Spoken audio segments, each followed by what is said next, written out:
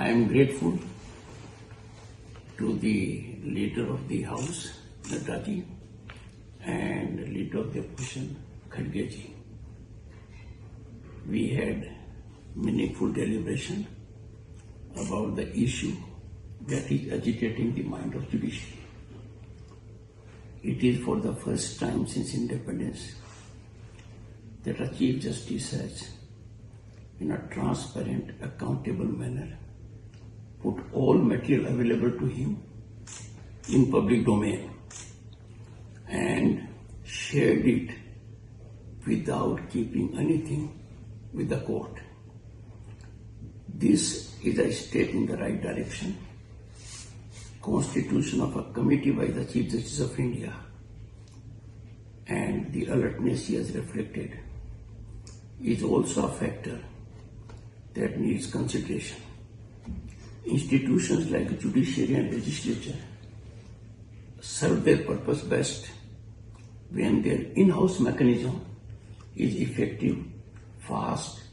and upholding public trust. Since it is for the first time that head of judiciary, the Chief Justice Sanjeev Khanna, has initiated action in a very, very impactful, transparent manner, it will be worthwhile to await the outcome of the committee, as that will enable us to have the entire material for our consideration. A very thoughtful suggestion emanated from Khargeji that, consistent with parliamentary practice, the issue needs to be deliberated with the floor leaders, and finding the suggestion in order and full approval also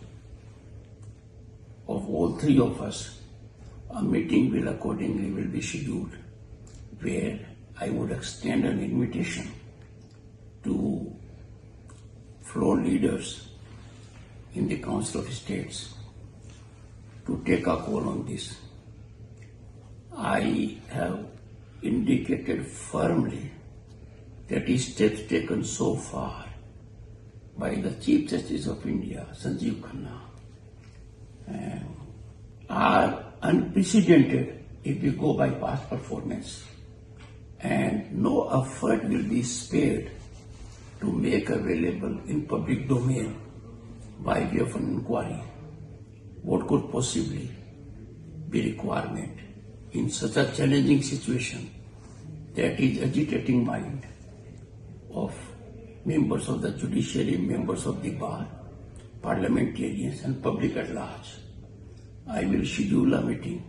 and send intimation as suggested by Khargeji and Nadaji in this direction. I am grateful for their very deep understanding, as both of them with rich experience, both being presidents of their respective political parties and holding constitutional offices, have believed that institutions in the country must blossom only with integrity and public commitment, and such kind of malaise needs to be eradicated so that we do not have recurrence of it. I am grateful to both of them for the time